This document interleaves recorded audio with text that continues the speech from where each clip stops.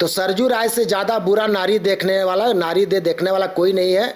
इनका पूरा कच्चा चिट्ठा हम लोग के पास है। ये किस तरह की महफिल सजाते हैं महिलाओं के साथ। ये आदमी इसको बाहरी करार दे, अगर ये प्रभारी रहता तो कैसे निकाला गया था। कहा है कि वो साबित करे, मेरे ऊपर जो निजी आरोप लगा वो साबित करे, और नहीं तो न्यायालय जो उसका प्रोसेस है, प्रोटोकॉल है, उसको फॉलो करे। हम जानते हैं कहाँ से आया, तुमने गलत तरीके से कमाया। तुम्हारा जुगांतर भारती जो नामकुम में तुम्हारा एनजीओ है वो एक्सटॉर्शन का केंद्र है। कहता है कि भाई ये खानदानी है। बन्ना गुप्ता का फार्म हाउस से 10 गुना ज्यादा संपत्ति इसके पास है। तो खानदानी लोग कैसे होते हैं, जैसे सरजू राय हैं, बाल विवाह खानदानी लोगों का होता है। तो मेरे कहने से वो सीरियल रेपिस्ट हो जाएगा क्या? अरे पूजा पर कैसे बैठती है, किस हैसियत से, किस रिश्ते से बैठती है भाई। और ईश्वर ने मुझे चुना है। मैं ऐसा शख्स हूं कि एक बार जब मैं आगे बढ़ता हूं तो पीछे कदम नहीं हटाता। जमशेदपुर के प्रेस को बुलाया और जिस चंपा देवी के बारे में मैंने कहा, उस चंपा देवी की बात मैंने वहां भी बता, किसी पत्रकार को नहीं मालूम था। बोलता है, ये मेरे पास सबूत है, ये ओबीसी एसटी एससी विरोधी है। आपने एक और बात कही है, चाहते क्या है आप? अभी मैं चाहता हूं कि सरजू राय की जो नकाब के पीछे का असली चेहरा है, भ्रष्टाचारी का, चरित्रहीन का, झूठे व्यक्ति का, पिछड़े वर्ग के विरोधी होने का, एसटी एससी का, वो मैं बेनकाब करूंगा इस इलेक्शन में। ये जहां से खड़ा होगा, समझिए मेरी बात। मेरी उम्र, हम लोग सीनियर सिटीजन है। मेरी जिंदगी में कोई आदमी, अगर मुझे आदमी बनना तो हेमंत सोरेन का नहीं बन जाता, मैं बाबूलाल मरांडी का बन जाता। यहीं पर उनका घर है, मेरी कॉलोनी में रहते हैं। तो हेमंत सोरेन का नाम लिया है तो आपने एक विशेष टिप्पणी सरयू राय ने भी करी है। सरयू राय बन्ना गुप्ता को भ्रष्टाचारी बताते हैं और कहते हैं अपने गलत कामों में वो सीएम को भी लपेट रहे हैं। इस पर आप क्या कहेंगे? देखिए, सरजू राय का जो भ्रष्टाचारी जो जीवन है वो 1992 में शुरुआत हुआ, जो मैंने पहले कहा है। ग्राम्या इन्होंने, मेरे साड़ू ने बनाए, वो पुरानी, मैंने पहले भी कह चुका, उसको बार बार एनजीओ के बारे में। फिर शेयर कर दूंगा, हाँ, देख लेंगे। फिर उन्होंने 1998 में जुगांतर भारती बनाया। आप ये बताइए कि एक राजनीति करने वाला आदमी, एक स्वच्छ जीवन बिताने वाला आदमी, एक अपने को अन्ना हजारे बताने वाला आदमी 2 एनजीओ क्यों चला रहा था भाई? क्यों चला रहा है? क्या मकसद है? भ्रष्टाचारी कौन है ये मैं नहीं जानता, लेकिन सरजू राय है ये मैं जानता हूं, क्योंकि ये मेरी आंखों के सामने इसने पब्लिक मनी का मिसयूज किया है। जिस आदमी को खाने को नहीं था, जिस आदमी को घूमने के लिए एक साइकिल नहीं थी। अब आप समझ पा रहे होंगे कि बात कहाँ है, मुद्दा क्या है। मनोज जी जो बात लेकर उठ रहे हैं, कई लोग इसको राजनीतिक तत्वों से जोड़ रहे हैं। मनोज जी, एक सवाल है कि इसको सुनकर, क्योंकि बन्ना गुप्ता और सरयू राय शुरू से एक दूसरे के मतलब बहुत मोहब्बत करते हैं एक दूसरे से राजनीति में। मेरी बातों को आप समझिएगा, वो इधर निशाना मारते हैं, वो उधर से तीर चलाते हैं। अब बीच में आप हैं जो आपने ये मुद्दा उठा दिया है। अब आग लगी हुई है। एक तरफ सरयू राय चुनावी मैदान में है, बन्ना गुप्ता भी चुनावी मैदान में है, और एक दूसरे के कॉम्पिटिटर हो गए हैं। पूर्वी पे दावेदारी थी इनकी, अब पश्चिमी पे है। अब ये क्या बात है? अगर सरयू राय के बारे में आप इतना जानते हैं तो उनकी भावनात्मक सोच क्या है, क्या रही होगी ये बात? और सरयू राय अगर चुनावी मैदान में है तो पूर्वी से चुनाव ना लड़के वो पश्चिमी एक्सेप्ट कर चुके हैं, अब पश्चिमी से लड़ने को तैयार है। देखिए, इसका मतलब क्या है? मैं फ्लैशबैक में जाता हूँ। ये आदमी इतना बड़बोलापन है। बोल बच्चन एक फिल्म आई थी ना, बोल बच्चन जिसको बोलते हैं, सिर्फ मुंह से बड़ा बड़ा बोलने वाला, तो ये सिर्फ बोल बच्चन आदमी है। इस आदमी का पहले का बयान देखिए, क्या बोलता है ये सरजू राय। कहता है कि मैंने कभी टिकट नहीं मांगा भाजपा से, मैं कभी टिकट मांगने नहीं गया, भाजपा ने मुझे बुला के दिया। अगर पिछले चुनाव में भी भाजपा कहती कि भैया हम टिकट आपको नहीं देंगे तो मैं चुनाव नहीं लड़ता। अब देखिए कितना कॉन्ट्राडिक्टरी बात है। ये आदमी सिर्फ टिकट और चुनाव लड़ने के लिए जदयू में शामिल हुआ। उसको पता था कि जदयू सपोर्ट कर रही है केंद्र में, तो एक जगह बन जाएगा मेरा अपने टिकट पाने के लिए। ये जदयू में शामिल होने के बाद पटना और दिल्ली कम से कम ये दर्जनों बार गया आदमी कि टिकट मुझे मिल जाए पूर्वी से, मुझे भाजपा सपोर्ट करे।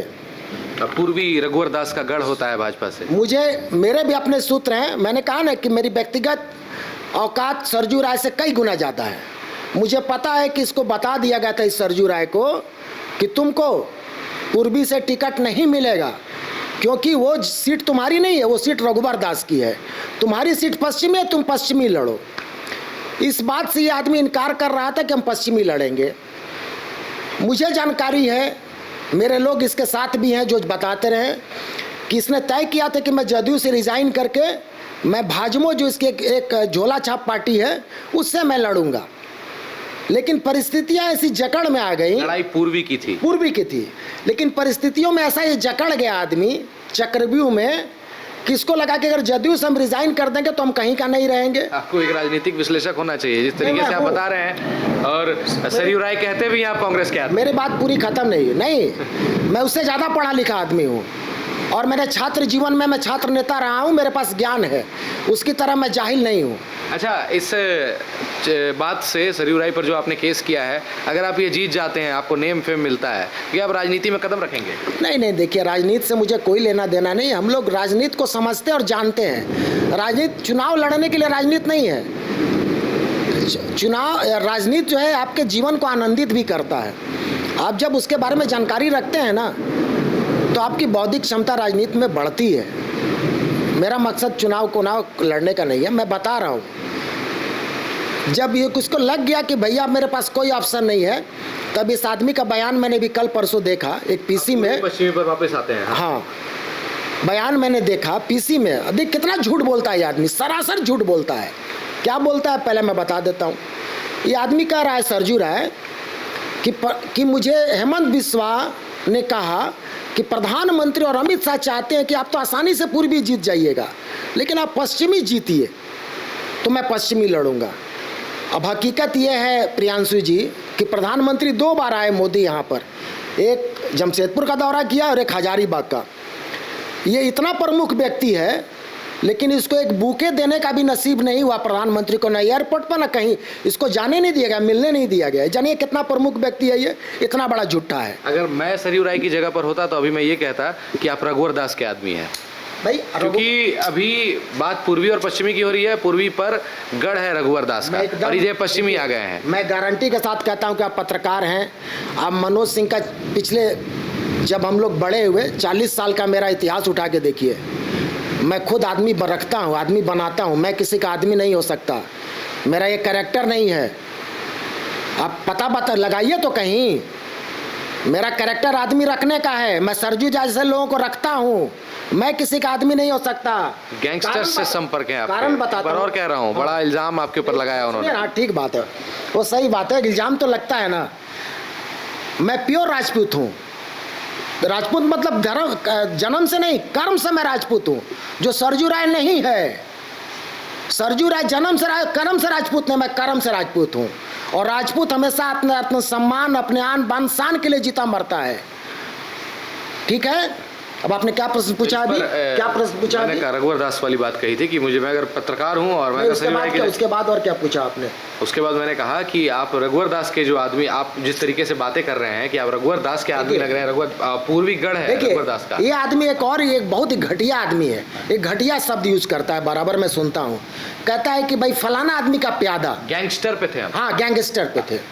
अब देखिए, मैंने तो आज 1 महीना हो गया, 1 महीना मैंने चुनौती दी, चैलेंज किया ओपनली कई प्लेटफॉर्म पर, पीसी में, कि गैंगस्टर अगर होंगे तो मेरे खिलाफ तो कोई एक केस होगा ना, एक भी केस होना चाहिए।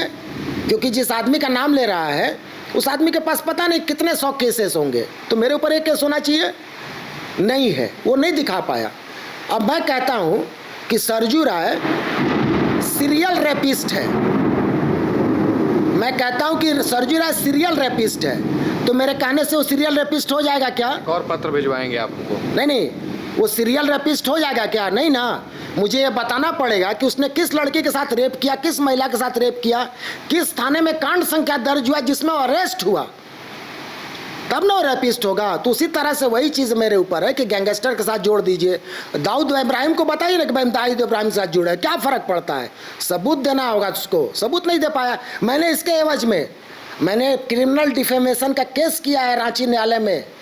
उसकी नोटिस इशू हुए, सम्मन इशू हुआ है, सम्मन इसको तामील हुआ है और 23 नवंबर की इसकी पेशी है। मैं आपके माध्यम से कहता हूं कि सरजू राय न्यायालय में आओ, मैं तुम्हारा इंतजार करूंगा।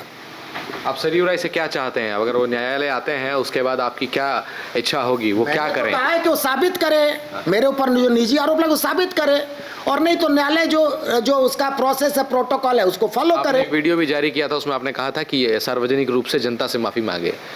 भाई तो देखिए, ये इस आदमी का माफी मांगने से इसका पाप खत्म नहीं होगा, क्योंकि ये पापी है। ये लालू से लेकर ढुल्लू से लेकर बन्ना से लेकर रघुवर, पता नहीं सिर्फ ओबीसी को इसने टारगेट किया है। ये ओबीसी विरोधी आदमी है। अभी परसों का मैंने इसका प्रेस पीसी देखा, उसमें क्या बोल रहा है ये, बोला कि नीच जाति के लोग। ये शब्द आप समझ सकते हैं, एक राजनेता को बोलना चाहिए। ये क्या बोल रहा है सुनिए। बन्ना गुप्ता पर भी आरोप लगाया है कि उनकी निगाहें नारी के देह पर रहती है। मैं बता रहा हूँ। उसके बाद अपने उस एक पुत्र को, है ना, जिसका नाम पता नहीं क्या है, जिसको बगल में बैठा के कहा कि इसके ऊपर बन्ना गुप्ता ने आरोप लगाया कि भाई डीएनए कराइए। तो डीएनए की मांग तो पिछले कई सालों से उठ रही है, डीएनए करा दो ना भाई, इसमें क्या बुराई है। मेरा कोई बोले कि आपका अपने बेटे का डीएनए और मैं अपना करा के बताइए, तो मैं बता दूंगा कि मेरा बेटा है कि नहीं है। आपको क्या दिक्कत है, आप बताइए ना। आप कहते हैं, जब प्रश्न उठता है उस महिला मित्र के बारे में, तो आप कहते हैं कि मेरे साथ पूजा पर बैठती है। अरे पूजा पर कैसे बैठती है, किस हैसियत से, किस रिश्ते से बैठती है भाई? हो सकता है कुछ बात वो पर्सनल रखना चाहते हो, सार्वजनिक ना करना चाहते हो। सार्वजनिक जीवन में रहने वाले व्यक्ति की कोई भी बात पर्सनल नहीं होती है, क्योंकि वो 3 लाख लोगों को रिप्रेजेंट कर रहा है। उसके किसी भी चारित्रिक दोष का असर पब्लिक पर पड़ता है। तो महिला को भी तो सामने आना चाहिए, वो क्यों अंदर बैठी हुई? महिला मजबूर है ना भाई, महिला का शोषण किया उसने, महिला मजबूर है, उसका कोई सहारा नहीं है, इसने उसकी मजबूरी का फायदा उठाया। यहाँ तक कि आपको बता दें, वो जिस घर में रहते हैं वो भी आपने ही बताया था कि वो महिला के नाम पे ही है। महिला के नाम पर है, हाँ, इसी ने खरीद के दिया था। मैं फिर कह रहा हूँ, लोटस अपार्टमेंट में महिला के पास कौन सा बिजनेस व्यापार था, कौन सा व्यापार? सरजू राय कौन सा व्यापार करता है? आज करोड़ों रुपया उसने व्हाइट में रखा हुआ है, वो कौन सा व्यापार करता है? मैंने तो पीसी में उसका पूरा IT रिटर्न निकाल के दिखाया था। उसके पास हीरे की अंगूठी है, हीरा का अंगूठी किसको दिया भाई? करोड़ों रुपया कैसे डुरंडा बैंक में? कहाँ से आया तुम्हारे पास करोड़ों रुपया? हम जानते हैं कहाँ से आया।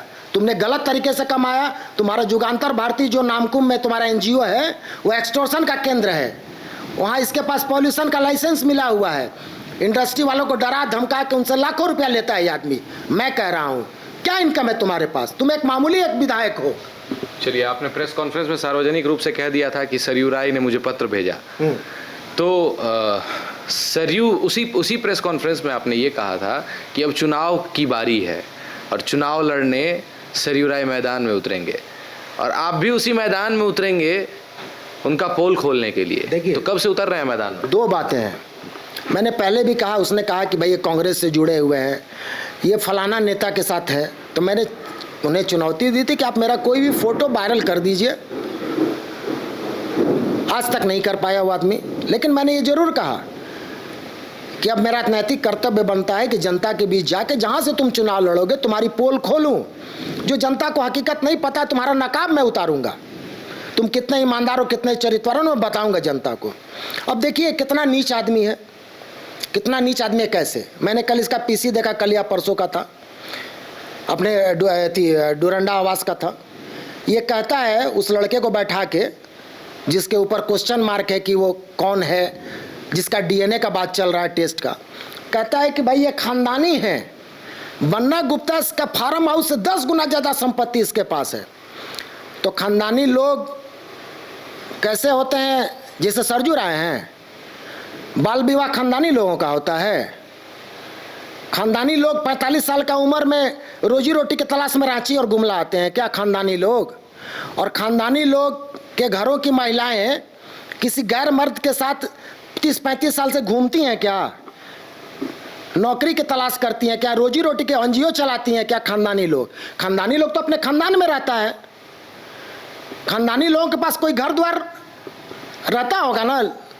कहाँ घर द्वार था? खानदानी लोग एक से एक होते हैं, महलों में रहते हैं। खैर, इस पे नहीं आते हैं, नहीं आना पड़ेगा। ये एपिसोड सार्वजनिक रूप से उसने कहा है ये बात। अच्छा, कि ये लोग खानदानी है, इनके पास ये है। अरे भैया, सरयू राय के जिस पे क्वेश्चन मार्क आपने बताया, आपको डाउट है कि उसका डीएनए टेस्ट कराया जाए तो उनका कुछ रिश्ता संबंध निकलेगा। सभी लोगों ने पिछले साल आनंद क्या नाम है, आनंद दुबे का जिलाध्यक्ष है टाटा का, कांग्रेस का, उसने भी क्वेश्चन उठाया था। तो इसने कहा था कि भाई मेरे यहाँ डॉक्टर भेज दीजिए। अरे डॉक्टर तुमको क्यों भेजे? तुम जाके तुम खुद करा के सार्वजनिक कर दो रिपोर्ट भाई, तुम्हारी नैतिक जिम्मेदारी बनती है। नैतिक की तुम्हारा मेरे ऊपर अगर क्वेश्चन उठता है कि मैं ये फलाना लड़का भैया इसका आपके क्या संबंध है, तो मैं तुरंत डीएनए टेस्ट करा के बताऊंगा कि मैं इसका बाप हूं कि नहीं हूं, क्या दिक्कत है। लेकिन इस आदमी का बड़बोलापन देखिए, हम बता रहे हैं आपको कि देखिए विनाश काले विपरीत बुद्धि, मैंने कहा ना इसके पाप का घड़ा भर गया और ईश्वर ने मुझे चुना है। मैं ऐसा शख्स हूं कि एक बार जब मैं आगे बढ़ता हूं तो पीछे कदम नहीं हटाता। अगर पश्चिमी से भी जीत जाते हैं तो फिर क्या करिएगा? मैं आपको आज कितनी तारीख है, आज का समय और दिन निश्चित कर लीजिए। सरजू राय को अपनी जमानत बचाने के लिए संघर्ष करना पड़ेगा। जीतने की बात तो दूर की बात है, सरजू राय को अपनी जमानत जहां से लड़ेंगे जमानत बचाने के लिए उनको संघर्ष करना पड़ेगा। ये मेरा, अगर ऐसा नहीं हुआ तो आप जो कहिएगा मैं वो करूंगा। अभी तो फिलहाल लोगों को ऐसा लग रहा है कि मैं आपके लिए ही काम कर रहा हूं, आप बन्ना गुप्ता के लिए काम कर रहे हैं, मैं आपके लिए। लेकिन 4 ऐसे नाम हैं, रघुवर दास, सरयू राय, मनोज सिंह और बन्ना गुप्ता। मैं किसी कारणवश अभी पूरी तरह से एक्टिव नहीं हूं इस पर। मैं इसीलिए आया हूं इस मुद्दे पर चर्चा करने के लिए क्योंकि मैंने इसको अधूरा छोड़ दिया था। अगर मैं छोड़ देता हूं तो ये भी सवाल उठाएंगे सरयू राय की डर गया। नहीं, देखिए पत्रकार डर गया, आप भी बोलेंगे कि मैं डर गया। जब इन्होंने आपको फोन किया, लेकिन मैं इस मुद्दे पर लगातार बना हुआ हूं। इंटरव्यू के बाद इन्होंने आपको फोन किया और आपको एक व्हाट्सएप पे एक लेटर भेजा डराने धमकाने के लिए, तो मैंने सोचा कि भैया सिर्फ आप टारगेट क्यों होइएगा। मैं नेक्स्ट डे में जमशेदपुर चला गया और ये बात सार्वजनिक कर दी। और जीवा होटल में फोटोग्राफ भी दिखाया, और जीवा होटल में मैंने जमशेदपुर के प्रेस को बुलाया और जिस चंपा देवी के बारे में मैंने कहा उस चंपा देवी की बात मैंने वहां भी बता, किसी पत्रकार को नहीं मालूम था। बताइए ना साहब, मेरे घर में मेरी पत्नी का फोटो, मेरे बच्चों का फोटो, मेरा फोटो, मेरे सब माता पिता का लगा हुआ है। कभी आप देखें कि चंपा देवी का फोटो कहीं सरजू राय के घर में लगा हो? कभी आदमी पुण्यतिथि मनाता हो? मुझे तो इसकी जानकारी भी नहीं थी कि आखिर चंपा देवी कौन है। यही बात आप ही लेके आए। ये कितना निकृष्ट आदमी है। इसके बाद मेरे अपने साड़ू स्वर्गीय बीके सिंह जो गुमला के जमींदार हैं थे, उनकी मृत्यु 13 सितंबर 2005 को होती है। उसकी मृत्यु में ये आदमी नहीं जाता है, उनके दाह संस्कार में नहीं जाता है, उनके क्रिया में नहीं जाता है। ये आदमी इतना निकृष्ट आदमी है। आज मेरे साड़ू की पत्नी और एक बेटा है, वो कभी उनके बारे में पूछता भी नहीं कि तुम लोग कैसे हो। सोचिए कि किस रिश्ते में कितना मतलब ये आदमी जो है निकृष्ट कोटि का है कि जो दोस्त इसको उठा के लेके आया पटना से फटेहाली की दशा में, अपने घर में शरण दिया, स्पॉन्सर्ड किया, एनजीओ बनाया, इसको खड़ा किया, इसको नेता बनाया झारखंड में। ये कहता है कि मैं यहाँ प्रभारी होके आया था। एक स्टेटमेंट मैंने देखा। हाँ, एक कमेंट भी आया था कि वो सेल्फ डिपेंडेंट थे, उनको किसी की जरूरत नहीं थी। सुनिए, ये कहता है कि मैं प्रभारी होके आया था झारखंड पर। गुलशन आला जारजमानी जिंदा हैं, वो एक जमाने में झारखंड के बहुत ही बड़े नेता थे। उस समय भाजपा बानांचल के नाम से यहाँ पर काम करती थी। गुलशन आला जमानी के नेतृत्व में एक मीटिंग हो रही थी, उस मीटिंग से इस आदमी को निकाल दिया गया था। इसलिए कहा गया, गुलशन आजमानी ने कहा कि भैया आप बाहरी हैं, यहाँ पर सिर्फ जो झारखंड के लोग हैं वही लोग इस मीटिंग में रह सकते हैं। ये आदमी इसको बाहरी करार दे, अगर ये प्रभारी रहता तो कैसे निकाला गया था? समझिए ना, ये खाली झूठ झूठ झूठ। इसने झूठ पर अपना एक पूरा, समझिए कि एक छोटा सा साम्राज्य, छोटा ही बोलेंगे, छोटा सा साम्राज्य खड़ा किया है। ये ना तो विद्वान है, फिर हम कहेंगे ये महान घटिया। कल एक वीडियो में एक और चीज बात करते करते याद आ गया, उन्होंने बन्ना गुप्ता को भी उतना महत्वपूर्ण नहीं बताया है जो उनके खिलाफ कम्पीट। ऐसे लोग जो होते हैं ना, ऐसे लोग जो होते हैं अपने जन्म देने वाले को भी कभी महत्वपूर्ण नहीं बताते हैं। यही तो इनका घटियापन है। एक जनता जो आपको एक वोट दे के जिताती है ना, वो भी आपके लिए बहुत ही महत्वपूर्ण है। अच्छा, मेरा एक सवाल था, बन्ना गुप्ता ने संपर्क करने का प्रयास नहीं किया? आपका वीडियो इतना वायरल हो गया, आप ताबड़तोड़ हमला कर रहे हैं, ताबड़तोड़ आरोप लगा रहे हैं सरयू राय पर। बन्ना गुप्ता भी तो संपर्क करते हैं ना। मैं राजनीतिक व्यक्ति नहीं हूँ प्रियांशु जी, मैं राजनीतिक में अक्सर होता है झारखंड की राजनीति में, मैंने देखा है कि आपस में संपर्क में लोग आ जाते हैं। उनका कोई नंबर नहीं है, और अगर किसी अननोन नंबर से कॉल आया होगा तो मैं अननोन नंबर का कॉल नहीं उठाता, मैं नहीं उठाता। मेरे कोई संपर्क में नहीं है। मैं, ये लड़ाई मेरी व्यक्तिगत है, सामाजिक तौर पर है, क्योंकि मुझे पता है कि ये भ्रष्टाचारी है, मेरे पास सबूत है। ये चरित्रहीन है, ये मेरे पास सबूत है। ये झूठ बोलता है, ये मेरे पास सबूत है। ये ओबीसी एसटी एससी विरोधी है। आपने एक और बात कही है, ये कौन सी बात है जो आपने कहा है कि सरयू राय अगर आप नहीं आते हैं, माफ़ी नहीं मांगते हैं, तो मेरे पास ऐसे कुछ सबूत हैं जिसको मैं अगर पेश कर दिया जनता के सामने तो आप मतलब बर्बाद हो सकते हैं, इस तरीके का। हाँ, एकदम सही बात है, मेरे पास है सब। ऐसा चीज़ क्या है? नहीं, देखिए, वो सब तो ब्रह्मास्त्र है। मैं नहीं चाहूँगा कि इस आदमी को मतलब कहीं नदी में कूदना पड़े, मैं ऐसा नहीं चाहूँगा। वो तब मैं करूँगा। तो अभी चाहते क्या है आप? अभी मैं चाहता हूँ कि सरयू राय की जो नकाब के पीछे का असली चेहरा है, भ्रष्टाचारी का, चरित्रहीन का, झूठे व्यक्ति का, पिछड़े वर्ग के विरोधी होने का, एसटी एससी का, वो मैं बेनकाब करूंगा इस इलेक्शन में। ये जहां से खड़ा होगा, मैं किसी प्रत्याशी के पक्ष में नहीं प्रचार करूंगा, मैं इसके विरोध में प्रचार करूंगा। मेरे पास सबूत है और सबूत मैं दिखाऊंगा जनता को। तो अब आप भी जैसे वो चुनावी रैलियां करेंगे, अब आप जनता के बीच उतरिएगा, जैसे कि आपने पहले ही कहा है कि मैं सरयू राय का पोल खोलूंगा लगातार, वो जिधर से भी चुनाव लड़े। तो आप जमशेदपुर जाके ही ये चीजें करेंगे? ये जहां से भी लड़े, ये जहन्नुम से भी लड़ेगा तो हम जहन्नुम में भी जाएंगे। लेकिन मुझे भगवान का आशीर्वाद है, उन्होंने भगवान ने आशीर्वाद दिया है कि इस आदमी का वक्त खत्म हो गया है, इसे खत्म करो, इसका भंडाफोड़ करो, क्योंकि इसने जनता को ठगा है, इसने अपने सगे संबंधियों को ठगा है, अपने रिश्तों को ठगा है। चलिए, चुनावी माहौल में ये बातें हो रही है और एक तरफ सरयू राय को पश्चिमी के लिए चुना गया है, पश्चिमी के लिए चुनाव लड़ेंगे सरयू राय, तैयार हैं। और बन्ना गुप्ता को उन्होंने महत्वपूर्ण व्यक्ति नहीं बताया है, उन्होंने ये कहा है कि वो कोई ऐसे महत्वपूर्ण व्यक्ति नहीं है कि मैं कम्पीट करूं। उनको राजनीतिक विशेषज्ञों ने कहा कि आप पश्चिमी से चुनाव लड़िए, तो वो चुनाव लड़ेंगे। एक मिनट आप तक आते हैं, पहले मैं कंक्लूड कर दूं। और ये बातें जितनी हुई, ये पर्सनल मुद्दे भी उछाले गए, सरयू राय ने भी आरोप लगाया है मनोज सिंह पर, मनोज सिंह लगातार आरोप लगाए जा रहे हैं और ताबड़तोड़ एफआईआर उन्होंने किया है, जो कि चर्चा का केंद्र बना हुआ है और ये बड़ा मुद्दा है। और मेरे चैनल के माध्यम से ये चीज़ें पूरा मतलब वायरल हो गया। ये चीज़ वायरल होने के बाद मुझे सरयू राय ने पत्र भेजा और उनको कहीं ना कहीं लगा होगा कि मेरी संलिप्तता है, लेकिन मेरी संलिप्तता नहीं है। मैं अपना काम कर रहा हूँ, निरंतर ऐसे ही काम करता रहूँगा।